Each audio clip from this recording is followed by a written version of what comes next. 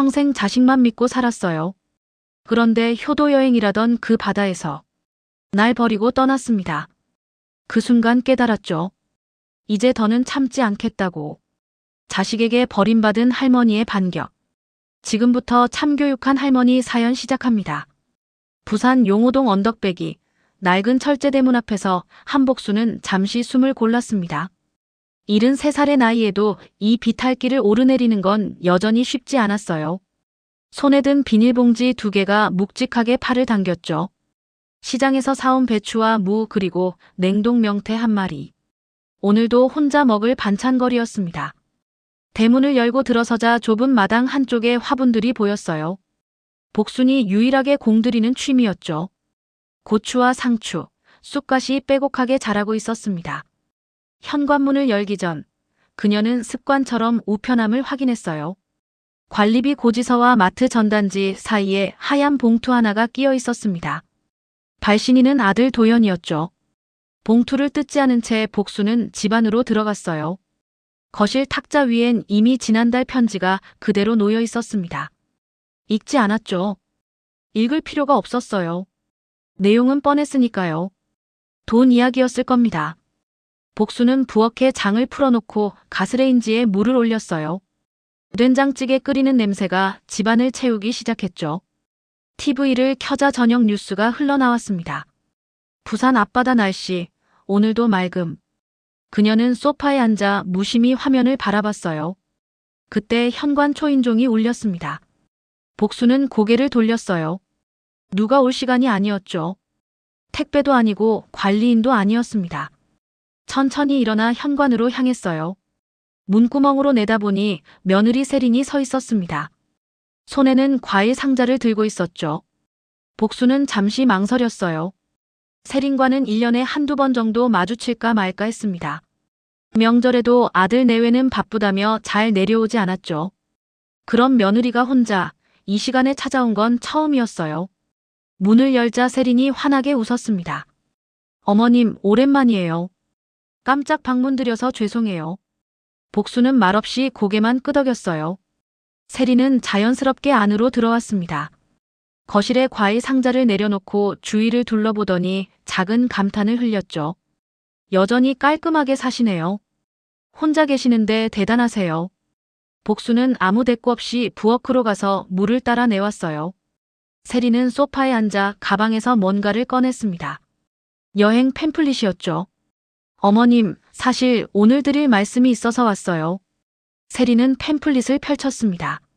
제주행 크루즈 여행 상품이었어요. 사진 속엔 하얀 배와 푸른 바다가 찍혀 있었죠.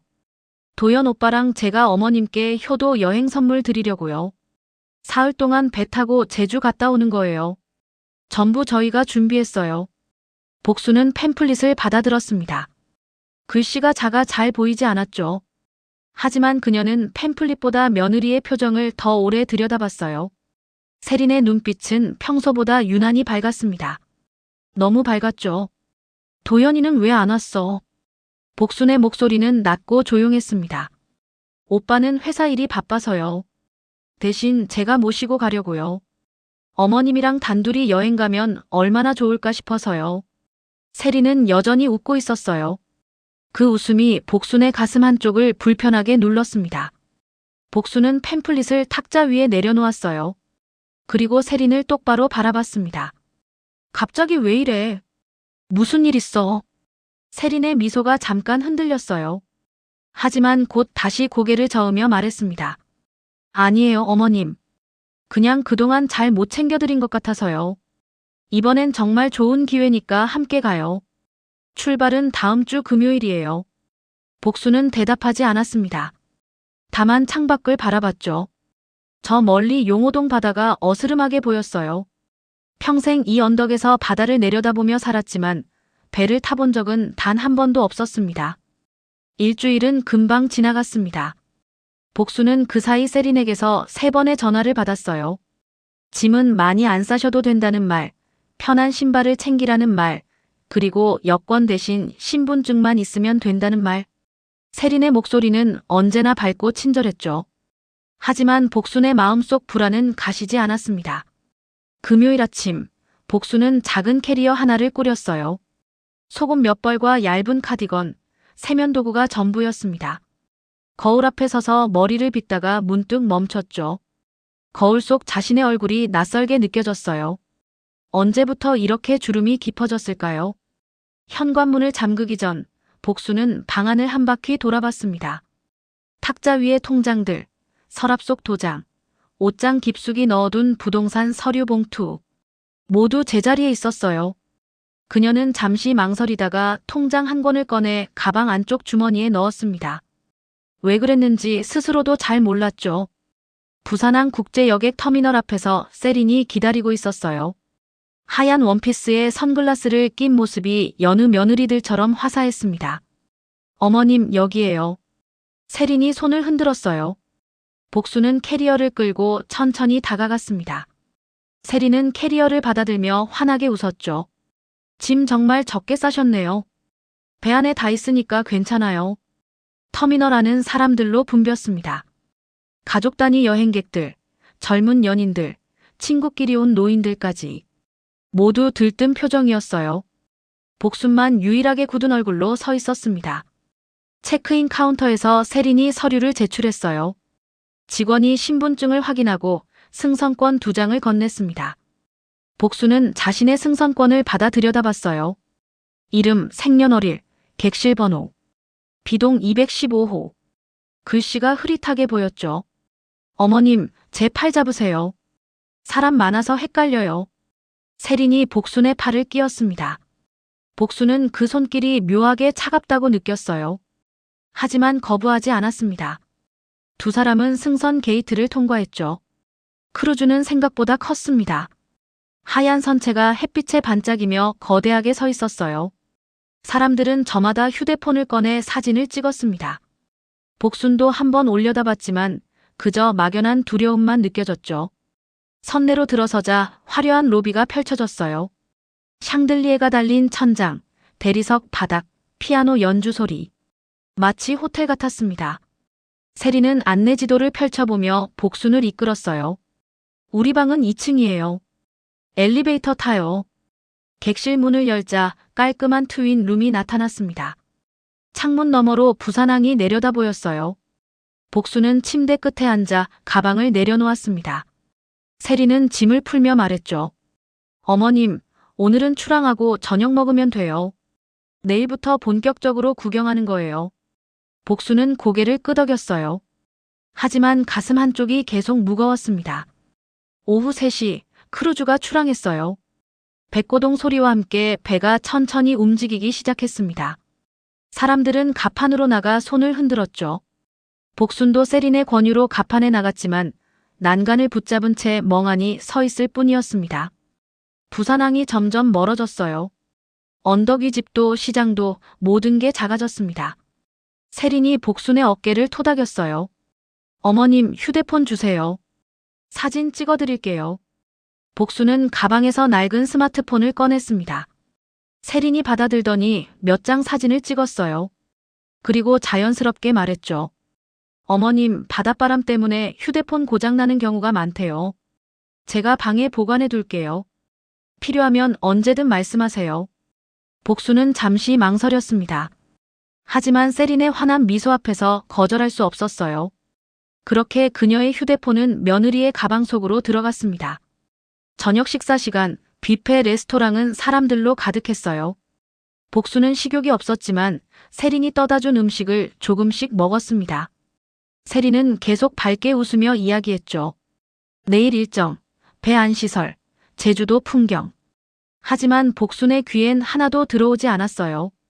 식사를 마치고 방으로 돌아오는 길, 세린이 말했습니다. 어머님, 저 잠깐 의료실 가봐야 해요. 멀미약 받아올게요. 방에서 쉬고 계세요. 복순은 고개를 끄덕였어요. 방문을 열고 들어가 침대에 누웠습니다. 창밖으론 어둑한 바다만 보였죠. 파도 소리가 희미하게 들려왔어요. 그녀는 눈을 감았습니다. 하지만 잠은 오지 않았어요. 가슴 속 불안이 점점 커져만 갔습니다. 복수는 시계를 보았습니다. 밤 9시 30분. 세린이 나간 지 2시간이 넘었어요. 의료실에 다녀오는데 이렇게 오래 걸릴 리 없었죠. 복수는 침대에서 일어나 방문을 열었습니다. 복도는 조용했어요. 형광등 불빛만 쓸쓸하게 바닥을 비추고 있었습니다. 그녀는 복도를 천천히 걸었어요. 어디로 가야 할지 알 수 없었습니다. 엘리베이터 앞에 서서 버튼을 누르려다 멈췄죠. 몇 층으로 가야 하는지조차 몰랐어요. 안내 지도는 세린이 가져갔습니다. 복수는 계단을 선택했어요. 한 층씩 내려가며 주위를 살폈습니다. 3층엔 카지노가 있었어요. 슬롯머신 소리와 사람들의 웃음소리가 요란했죠. 하지만 세린은 보이지 않았습니다. 4층 면세점도 마찬가지였어요. 화장품 냄새가 코를 찔렀지만 며느리의 하얀 원피스는 어디에도 없었습니다. 복순의 다리가 점점 무거워졌어요. 숨이 가빠졌죠. 그녀는 난간을 붙잡고 잠시 숨을 골랐습니다. 가슴이 두근거렸어요. 불안이 아니라 두려움이었습니다. 5층 로비로 올라왔을 때 복수는 안내 데스크를 발견했어요. 젊은 여직원이 미소를 지으며 물었습니다. 어르신, 도와드릴까요? 복수는 떨리는 목소리로 말했어요. 며느리를 찾는데요. 의료실 간다고 했는데 안 와요. 직원은 컴퓨터를 확인하더니 고개를 가웃했습니다. 의료실은 지금 문 닫았어요. 저녁 6시에 진료 끝났거든요. 혹시 다른 곳에 가신 건 아닐까요? 복수는 입술을 깨물었어요. 세린이 거짓말을 한 겁니다. 의료실이 아니라 다른 곳에 간 거였죠. 그런데 왜? 무엇 때문에? 혹시 며느리분 성함을 알려주시면 선내방송으로 찾아드릴 수 있어요. 복수는 고개를 저었습니다. 이상하게 그러고 싶지 않았어요. 뭔가 잘못된 느낌이 들었죠. 며느리를 방송으로 찾는다는 게, 모든 사람에게 알린다는 게 꺼려졌습니다. 아니에요. 제가 좀 더 찾아볼게요. 복수는 안내 데스크에서 물러났어요. 로비 한쪽 소파에 앉아 주위를 둘러봤습니다. 사람들은 저마다 즐거운 표정으로 지나다녔어요. 가족들, 연인들, 친구들. 모두 누군가와 함께였습니다. 복순만 혼자였죠. 그때 한 남자가 다가왔어요. 20대 중반쯤 되어 보이는 청년이었습니다. 배지를 보니 도서관 직원이라고 적혀 있었죠. 어르신 괜찮으세요? 많이 불안해 보이시는데요. 복수는 고개를 들었어요. 청년의 눈빛이 진심으로 걱정스러워 보였습니다. 그제야 복수는 자신의 눈가가 촉촉해진 걸 느꼈어요. 며느리가 안 보여요. 2시간 넘게요. 청년은 복순 옆에 앉았습니다. 이름표엔 민호라고 쓰여 있었어요. 함께 오신 분이세요. 혹시 방번호 아세요? 2층 215호요. 민호는 고개를 끄덕였어요. 일단 방으로 다시 가보시는 게 좋을 것 같아요. 혹시 먼저 돌아가 계실 수도 있고요. 제가 같이 가드릴게요. 복수는 민호를 따라 엘리베이터를 탔습니다. 2층 복도를 지나 215호 앞에 섰을 때 문은 여전히 잠겨 있었어요. 복순이 카드키를 대고 문을 열자 방 안은 텅 비어 있었습니다. 세린의 가방도 옷도 아무것도 없었어요. 복수는 그제야 확신했습니다. 며느리가 사라진 게 아니라 자신을 두고 간 거라고요. 민호가 방 안을 살폈어요. 침대, 화장실, 옷장. 모두 확인했지만 세린의 흔적은 없었습니다. 그는 복순을 바라보며 조심스럽게 물었어요. 어르신, 며느리분이랑 사이가 어떠세요? 혹시 다툰 일이라도 있으셨나요? 복순은 고개를 저었습니다. 그리고 낮게 말했어요. 다투지도 않았어요. 그냥 갑자기 여행 가자고 했어요. 평소엔 연락도 잘 안 하던 사람이. 민호는 잠시 생각하더니 말했습니다. CCTV를 확인해 볼 수 있어요. 보안팀에 요청하면요. 어르신, 저 믿고 같이 가시겠어요? 복수는 민호의 눈을 똑바로 바라봤어요. 그 눈빛엔 거짓이 없었습니다. 평생 사람을 보며 살아온 복수는 알 수 있었죠. 이 청년은 진짜로 도와주려는 거라고요. 고맙습니다. 복순의 목소리가 떨렸어요. 민호는 조용히 미소 지으며 말했습니다. 천천히 가요. 제가 옆에 있을게요. 두 사람은 다시 엘리베이터를 탔어요. 보안실은 1층 끝에 있었습니다. 복순의 심장은 계속 두근거렸죠. 무엇을 발견하게 될지, 어떤 진실을 마주하게 될지 알 수 없었어요. 하지만 이제 더 이상 혼자가 아니었습니다. 그것만으로도 조금은 견딜 수 있을 것 같았어요. 보안실 문을 열자 모니터 불빛이 어둑한 공간을 채우고 있었습니다. 당직 보안 요원이 고개를 들었어요. 50대쯤 되어 보이는 남자였죠. 민호가 상황을 설명하자 보안 요원은 복순을 바라봤습니다. 어르신, 며느리분 성함이 어떻게 되세요? 복순은 떨리는 목소리로 대답했어요. 이세린이요. 보안 요원은 키보드를 두드렸습니다. 승선자 명단이 화면에 떴어요. 이세린 38세, 비동 215호. 복순과 같은 방이었죠. 보안 요원이 고개를 끄덕이며 말했습니다. 오후 7시 이후 동선을 확인해 볼게요. 모니터 화면이 바뀌었어요. 여러 개의 CCTV 화면이 동시에 재생되기 시작했습니다. 복수는 의자에 앉아 숨을 죽이며 지켜봤어요. 민호가 옆에서 함께 화면을 들여다봤죠. 오후 7시 15분 2층 복도에 하얀 원피스를 입은 세린이 나타났습니다. 방을 나서는 모습이었어요. 그녀는 엘리베이터를 타고 5층으로 올라갔죠. 로비를 가로질러 어디론가 향했습니다. 보안 요원이 화면을 확대했어요. 세린은 로비 한쪽 구석에 있는 작은 사무실 앞에 멈춰 섰습니다. 문패엔 여행자 보험 상담실이라고 적혀 있었어요. 복순의 손이 떨렸습니다. 보험. 세린이 보험 상담실에 들어간 거였어요. 화면 속 세린은 30분 정도 안에 있다가 나왔습니다. 손에는 서류 봉투를 들고 있었죠. 그녀의 얼굴엔 미소가 번지고 있었어요. 만족스러운 표정이었습니다. 민호가 보안 요원에게 물었어요. 저 보험 상담실, 지금 연락 가능한가요? 보안 요원은 내선 전화를 들었습니다. 잠시 통화하더니 고개를 끄덕였어요. 지금 담당자 올라온대요. 잠시만 기다리세요. 5분 후 보험 상담실 직원이 보안실로 들어왔습니다. 30대 여성이었어요. 그녀는 복순을 보더니 조심스럽게 물었습니다. 혹시 한복순 어르신이세요? 복순은 고개를 끄덕였어요. 직원의 얼굴이 약간 굳어졌습니다. 오늘 저녁에 며느리분이 오셨어요. 가족 여행자 보험 가입하러요. 복순의 심장이 쿵 내려앉았습니다. 민호가 재빨리 물었어요. 어떤 내용의 보험이었나요? 직원은 잠시 망설이다가 말했습니다. 사고 보험이요. 선상에서 실종되거나 사망할 경우 보험금이 나가는 상품이에요. 보험금 수령인은 배우자와 자녀로 되어 있었고요. 복순의 눈앞이 흐려졌어요. 귓가가 웅웅거렸습니다. 세린이 자신의 사망보험에 가입한 거였어요. 그것도 몰래요. 민호가 복순의 어깨를 잡았습니다. 어르신 괜찮으세요? 복순은 대답할 수 없었어요. 입술만 바르르 떨렸습니다. 직원이 조심스럽게 덧붙였죠. 그런데 이상한 게 본인 서명이 아니라 위임장으로 처리했어요. 며느리분이 어르신 도장을 가져오셨더라고요. 도장. 복순은 화들짝 정신이 들었어요. 자신의 도장은 집 서랍에 있었습니다. 세린이 가져올 수 없었죠. 그럼 가짜였던 걸까요? 보안 요원이 직원에게 물었습니다. 서류 사본 있어요. 직원은 고개를 끄덕이고 사무실로 달려갔어요. 잠시 후 돌아와 서류 한 장을 내밀었습니다. 복수는 떨리는 손으로 받아들었어요. 가족 위임장, 피보험자 한복순, 수익자 이도연 이세린, 보험 금액 1억 원. 복순의 손에서 서류가 떨어졌습니다.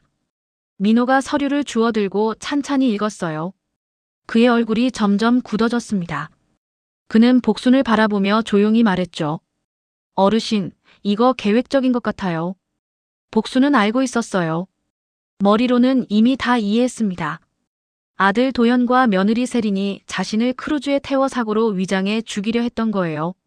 아니면 실종으로 만들려 했던 거였죠. 보험금 1억과 자신의 재산을 노리고요. 하지만 가슴이 믿지 못했습니다. 자신이 낳아 기른 아들이 30년을 키워온 그 아이가 어떻게 이럴 수 있을까요? 민호가 보안 요원에게 말했어요. 세린 씨 현재 위치 확인 가능한가요? 보안 요원은 다시 키보드를 두드렸습니다. 최근 CCTV 기록을 추적했어요. 오후 8시, 세린은 7층 VIP 라운지에 들어갔습니다. 그 이후론 나오지 않았어요. 보안 요원이 말했습니다. VIP 라운지는 CCTV가 없어요. 프라이버시 보호 때문에요. 하지만 출입 기록은 남아요. 아직 안 나왔네요. 복수는 천천히 고개를 들었어요. 눈빛이 달라져 있었습니다. 슬픔이 아니라 단단함이었어요. 평생 시장 바닥에서 사람들과 부딪히며 살아온 여자의 눈빛이었죠. 저 사람 찾아야 해요. 지금 당장요. 복순의 목소리는 떨리지 않았습니다. 민호와 보안 요원이 동시에 고개를 끄덕였어요. 일단 선장님께 보고 드려야 할 것 같아요. 이건 단순한 실종이 아니니까요. 보안 요원이 무전기를 들었습니다. 복수는 의자에 앉은 채 창밖을 바라봤어요. 어둠 속에 바다만 끝없이 펼쳐져 있었습니다. 배는 여전히 제주를 향해 나아가고 있었죠. 하지만 복수는 이제 돌아갈 수 없다는 걸 알았어요. 앞으로 나아가는 수밖에요. 선장실 문이 열렸습니다. 50대 후반의 선장이 복순을 맞이했어요. 제복을 단정하게 입은 그는 복순에게 의자를 권했습니다. 보안 요원과 민호도 함께 들어왔죠. 선장은 보고 내용을 들은 뒤 심각한 표정으로 복순을 바라봤어요. 어르신, 이 사안은 매우 중대합니다. 경찰에 신고해야 할 것 같습니다. 복순은 고개를 저었어요. 천천히, 하지만 단호하게요. 아직은 안 돼요. 제가 먼저 할 일이 있어요. 선장이 의아한 표정을 지었습니다. 민호도 놀란 눈으로 복순을 바라봤어요. 복순은 가방에서 통장을 꺼냈습니다. 출발 전 챙겨온 그 통장이었죠. 배 안에 인터넷 되는 곳 있어요. 민호가 대답했습니다. 도서관에 컴퓨터가 있어요. 와이파이도 연결돼요. 복순은 일어섰어요. 흔들리지 않는 눈빛이었습니다. 지금 당장 가야겠어요. 그 사람들이 제 돈 손떼기 전에요. 선장이 보안 요원에게 눈짓했어요. 보안 요원이 고개를 끄덕이며 말했습니다. VIP 라운지 출입구에 사람 배치하겠습니다. 이세린 씨가 나오는 즉시 보호 조치하고요. 복수는 선장에게 고개를 숙였어요. 도와주셔서 고맙습니다. 하지만 제 일은 제가 처리할게요. 그녀의 목소리엔 평생 혼자 살아온 사람의 단단함이 묻어났습니다. 선장은 더 이상 말리지 않았어요. 다만 조용히 말했죠. 필요하시면 언제든 연락하십시오. 민호가 복순을 도서관으로 안내했습니다. 밤 11시가 넘은 시각이라 도서관은 텅 비어 있었어요. 민호는 구석자리 컴퓨터를 켜고 복순 옆에 앉았습니다. 어르신, 제가 도와드릴게요. 뭘 하실 건지 말씀해 주세요. 복순은 통장을 펼쳤어요. 그리고 차근차근 말했습니다. 은행 사이트 들어가야 해요. 계좌 이체 막고 인감증명 정지시켜야 해요. 민호는 복순의 말을 듣고 키보드를 두드렸어요. 은행 홈페이지가 열렸습니다. 복순은 민호가 알려주는 대로 공인인증서를 입력했어요. 손이 떨렸지만 정확하게 눌렀습니다. 로그인이 완료됐어요. 화면에 복순의 계좌 내역이 떴습니다. 예금 계좌 3개, 적금 계좌 2개, 그리고 부동산 담보대출 상환 계좌 하나. 총 잔액은 2억 3천만 원이었어요. 평생 모은 돈이었죠. 복수는 먼저 이체 한도를 확인했습니다. 1일 1,000만 원으로 설정되어 있었어요. 그녀는 즉시 한도를 0원으로 변경했습니다. 민호가 옆에서 지켜보며 말했어요. 어르신, 추가 인증도 설정하는 게 좋아요. 계좌 이체할 때마다 문자나 전화로 확인받는 거요. 복수는 고개를 끄덕이며 민호의 안내를 따랐습니다. 모든 계좌에 추가 인증을 설정하고 비밀번호도 변경했어요. 아들과 며느리가 알 수 없는 숫자 조합으로요. 다음은 인감증명이었습니다. 복수는 주민센터 사이트에 접속해 인감 분실 신고를 접수했어요. 이제 누구도 그녀의 도장으로 서류를 처리할 수 없게 됐습니다. 모든 절차가 끝나자 복수는 깊게 숨을 내쉬었어요. 등이 땀으로 흠뻑 젖어 있었습니다. 민호가 물 한 잔을 건넸죠. 어르신, 정말 대단하세요. 복수는 물을 마시며 쓴웃음을 지었어요. 대단한 게 아니라 어리석었던 거죠. 이 나이 먹도록 자식 믿고 살았던 게요. 민호는 아무 말도 하지 않았습니다. 다만 복순의 손을 가만히 잡아줬어요. 그 따뜻함에 복순의 눈시울이 붉어졌습니다. 고마워요. 당신이 없었으면 어쩔 뻔했어요. 민호가 조용히 웃었어요. 저도 어머니가 계세요. 혼자 사시거든요. 어르신 보니까 우리 어머니 생각나서요. 복수는 민호의 손을 꽉 쥐었습니다. 그리고 물었어요. 이제 뭘 해야 할까요? 민호는 잠시 생각하더니 말했습니다. 증거를 더 확보해야 해요. 보험 서류, CCTV 영상, 그리고 며느리분의 진술까지요. 선장님이 도와주실 거예요. 복수는 고개를 끄덕였어요. 그리고 자리에서 일어났습니다. 다리가 후들거렸지만 참았죠. 가봐야겠어요. 그 사람 만나러요. 민호가 깜짝 놀라 물었습니다. 지금요? 위험하지 않을까요? 복수는 고개를 저었어요. 위험한 건 저 사람들이에요. 내가 살아있다는 걸 알게 되면요. 민호는 더 이상 말리지 않았습니다. 대신 함께 가겠다고 했죠. 두 사람은 도서관을 나와 엘리베이터를 탔어요. 7층 버튼을 눌렀습니다. 엘리베이터가 올라가는 동안 복수는 거울에 비친 자신을 봤어요. 주름진 얼굴, 힘없는 어깨, 낡은 옷차림. 평범한 73살 노인이었죠. 하지만 그 눈빛만은 달랐습니다. 더 이상 누군가의 어머니가 아니었어요. 한복순 자신이었습니다. 엘리베이터 문이 열렸어요.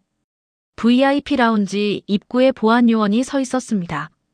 복순에게 고개를 끄덕이며 말했죠. 아직 안 나오셨어요. 복수는 라운지 문 앞에 섰습니다.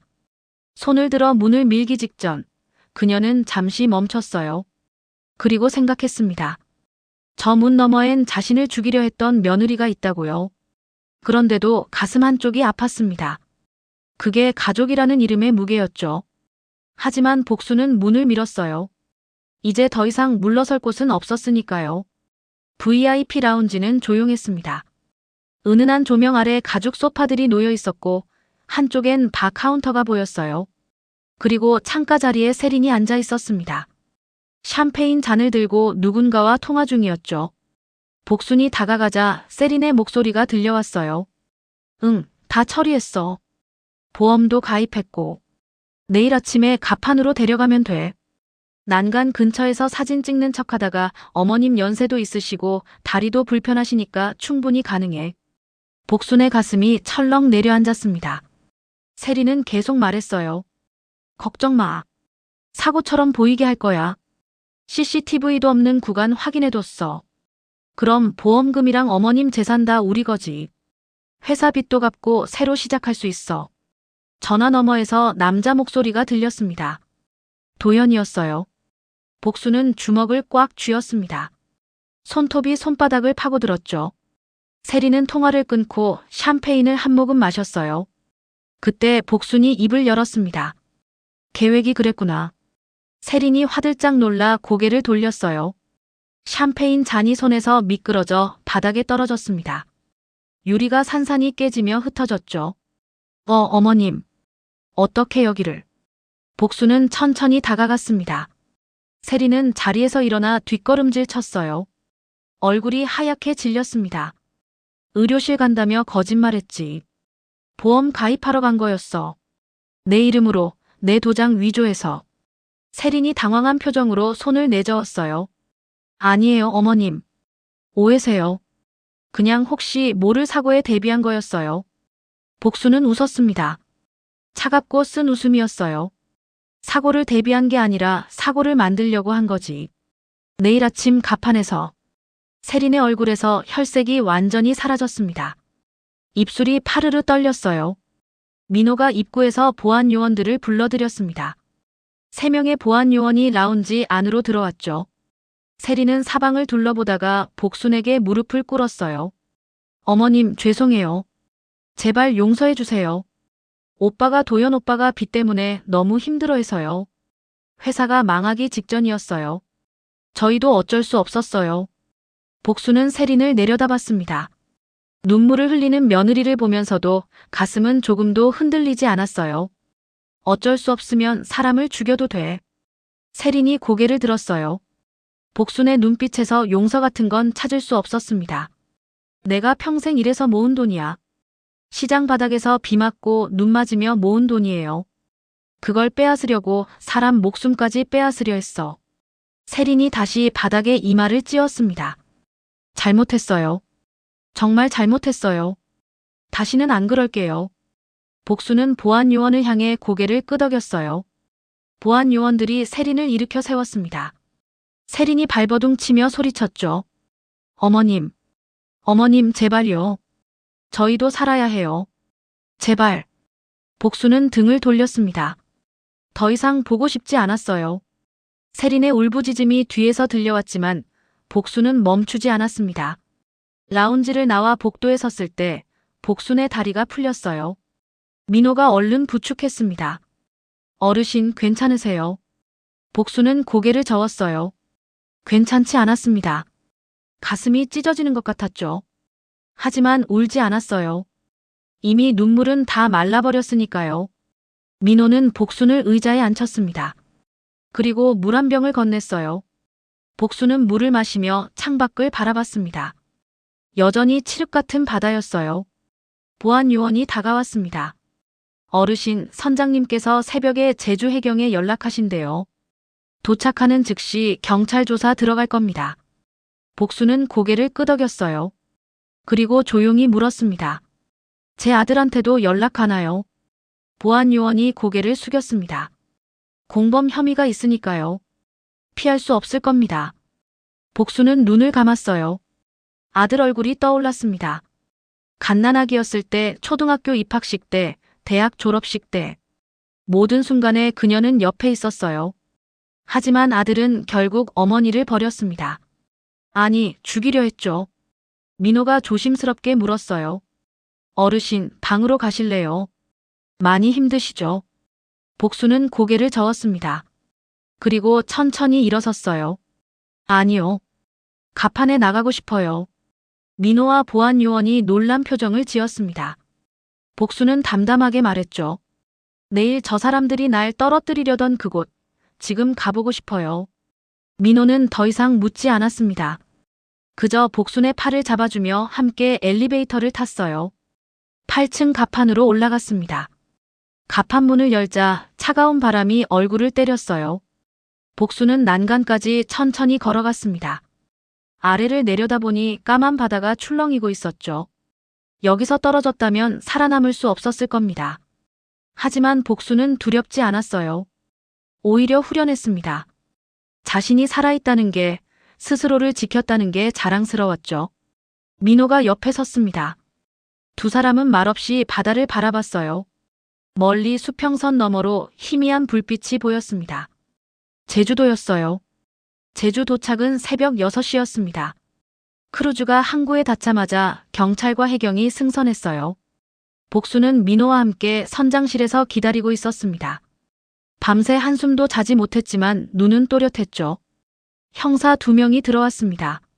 40대 중반의 남자 형사와 30대 여자 형사였어요. 남자 형사가 복순 앞에 앉으며 말했습니다. 한복순 어르신이시죠? 저는 제주 서부경찰서 강민석 형사입니다. 상황은 대략 보고받았습니다. 진술 부탁드려요. 복수는 처음부터 차근차근 설명했어요. 세린의 갑작스러운 방문, 크루즈 여행 제안, 휴대폰 압수, 실종, 그리고 보험 가입 발견까지. 목소리는 떨리지 않았습니다. 다만 아들 이름을 말할 때만 잠깐 멈칫했죠. 여자 형사가 태블릿을 꺼내 보험 서류 사본을 보여줬어요. 이 서류의 도장, 어르신 것이 맞습니까? 복수는 서류를 들여다봤습니다.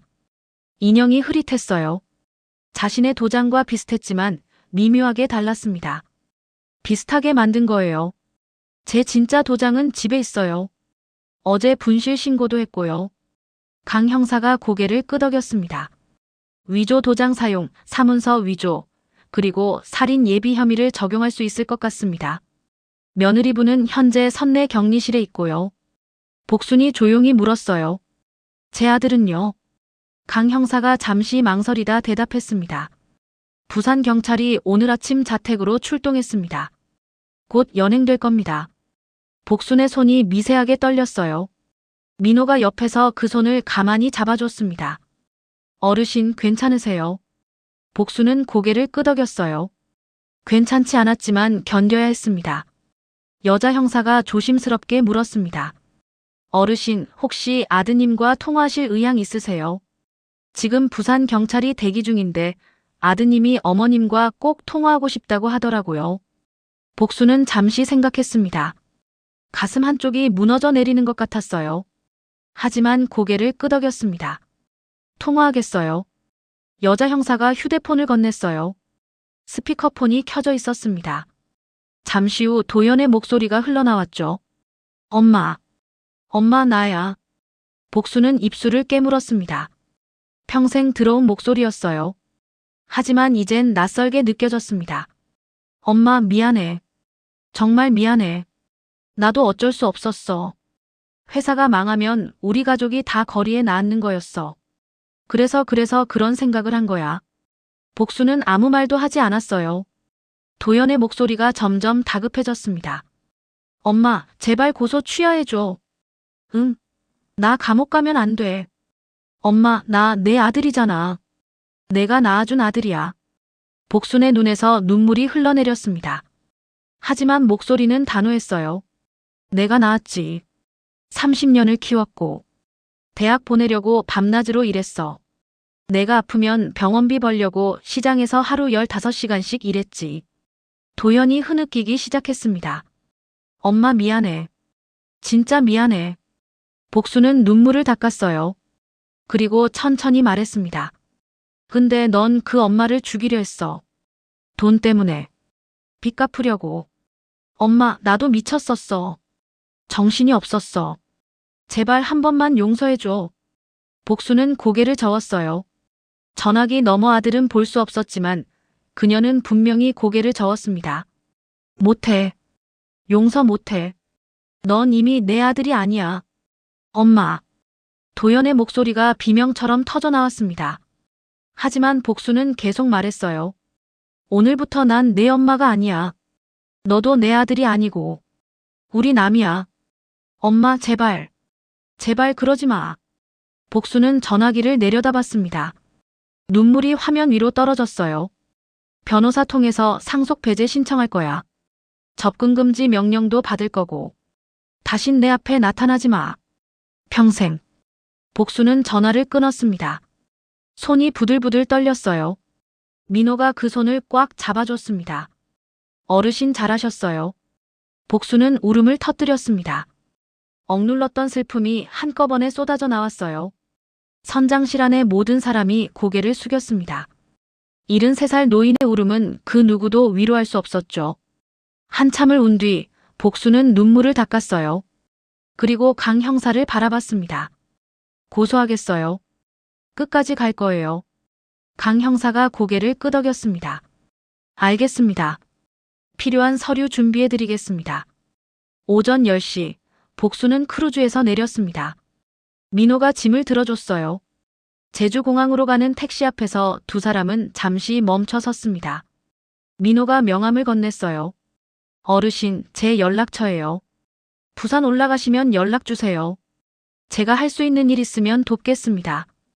복수는 명함을 받아들었습니다. 그리고 민호의 손을 꽉 잡았어요. 고마워요. 당신이 아니었으면 난 죽었을 거예요. 민호는 웃으며 고개를 저었습니다. 어르신이 스스로 살아남으신 거예요. 전 그냥 옆에 있었을 뿐이에요. 복수는 택시에 올랐습니다. 창문 너머로 민호가 손을 흔들었어요. 복순도 손을 들었습니다. 택시가 출발하자 민호의 모습이 점점 작아졌죠. 복수는 창밖을 바라봤어요. 제주 바다가 햇살 아래 반짝이고 있었습니다. 어제까지만 해도 이 바다가 자신의 무덤이 될 뻔했어요. 하지만 이제는 달랐습니다. 이 바다를 건너 다시 집으로 돌아갈 수 있었죠. 부산으로 가는 비행기 안에서 복수는 생각했습니다. 앞으로 무엇을 해야 할지, 어떻게 살아야 할지. 아들 없이, 가족 없이 혼자서요. 하지만 두렵지 않았어요. 이미 혼자였고 이젠 진짜로 자유로웠으니까요. 부산에 도착한 복수는 곧장 박 변호사 사무실로 향했습니다. 50대 초반의 박 변호사는 복순의 오랜 지인이었어요.